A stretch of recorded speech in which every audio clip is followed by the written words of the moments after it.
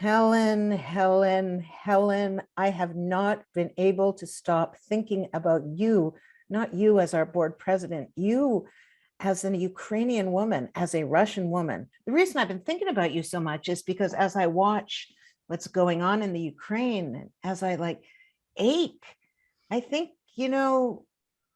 we've talked before about your immigrant story, but I want to know if watching this on television, does it bring you back? What do you remember? What kind of emotions and sensations does it bring you watching that mass exodus?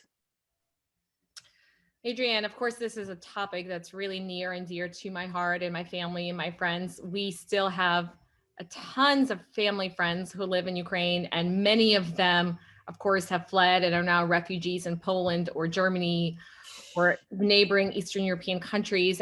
But some have remained, and especially those who have sons. As you know, women and children have been allowed the opportunity to leave, but the men are literally being taken off trains and buses at the borders and cars and kicked out and sent back, regardless of whether they want to fight or not. But for me, the biggest feeling, obviously, is I'm heartbroken. I'm really heartbroken and devastated. What is the spiritual preparedness that you think a person needs to have if they are suddenly forced into exodus? Yeah. No question, Adrienne, life can change for the blink of an eye. We hope that blink is for the good. And we hope it's always for an easier and better and more wonderful life. But the truth is, we don't know. So I do feel like those of us who have spiritual strength, that have a firm sense, not only of self, but also of God, of Hashem, of something bigger, that will allow us the opportunity to know that this too shall pass. This too shall pass in the negative when life is hard, but this too shall pass when everything is wonderful. And to always have the humility to know that, please God, there will be a tomorrow, and we just have to try to do the right thing, the moral thing, the better thing, whether it be for ourselves or for our families or our friends. So I was thinking also, with this kind of Exodus narrative being so close to Pesach, I was thinking that, we kind of found ourselves enslaved by a pandemic that we thought was going to maybe last a week. I remember going, oh, if this goes on more than a week and a half or 2 weeks, it's going to completely screw up my spring. And meantime, 2 years later, we're starting to exodus that pandemic. But, I'm seeing numbers rising again in certain places and a kind of exhaustion as a result of this. What are you noticing in cities and in communities and in business around the world? What are you noticing this exodus from this pandemic is looking like? So interesting, Adrienne, because I'm watching a response that I feel like it's like a ping pong ball that's always going in those little ping pong games. You know what I'm talking? A little pinball. That's what I'm thinking. Pinball. Pinball machine where we're trying not to fall through the cracks, right? And then it's rebounding from one obstacle to the other, just trying to stay in the game.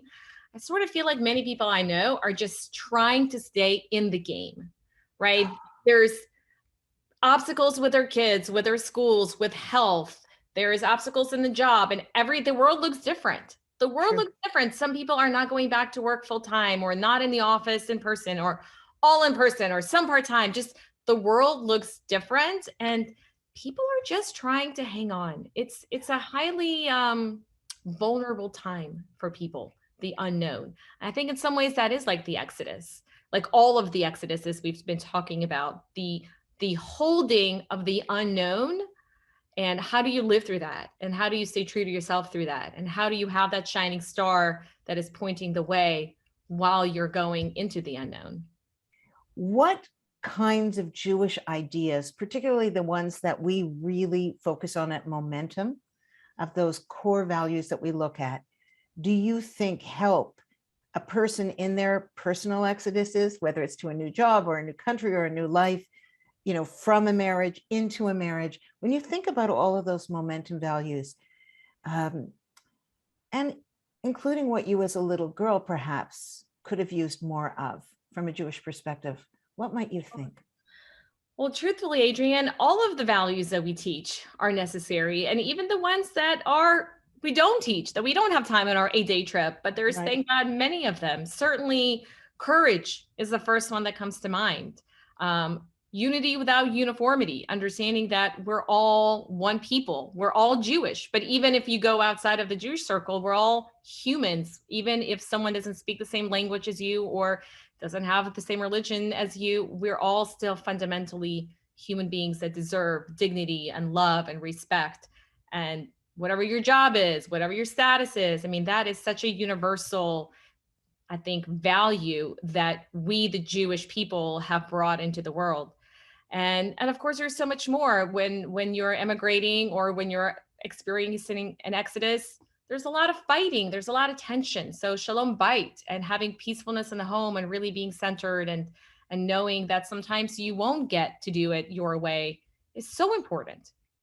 When you think about what is the most important part of your heart, I'm not talking about, oh, my kids, my husband, whatever. What has your heart discovered, you personally? I know it's a big question. It's a big question.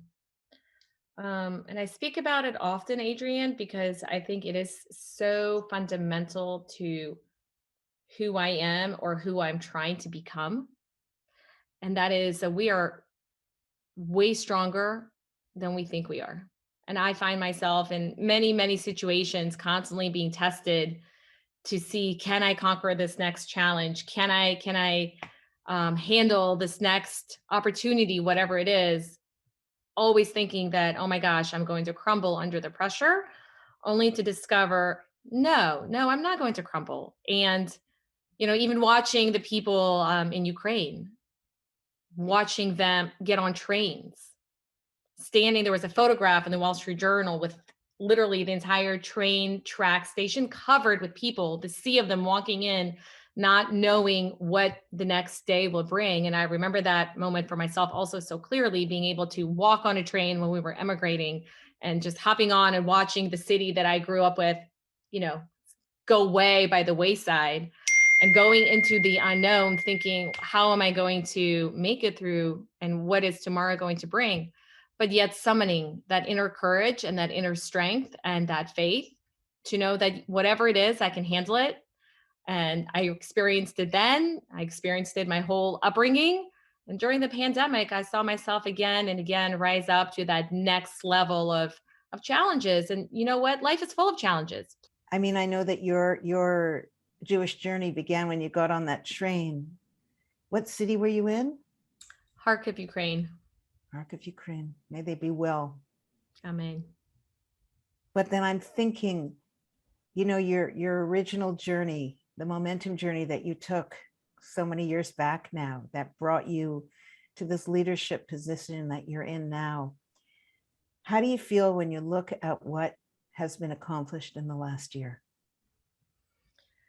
Adrienne, sometimes, and this is the most unnatural thing in the world, but sometimes literally you have to destroy something, take it down to the studs, right? We watch it with construction right now all the time. You see these giant houses going up in place of these one little storied homes.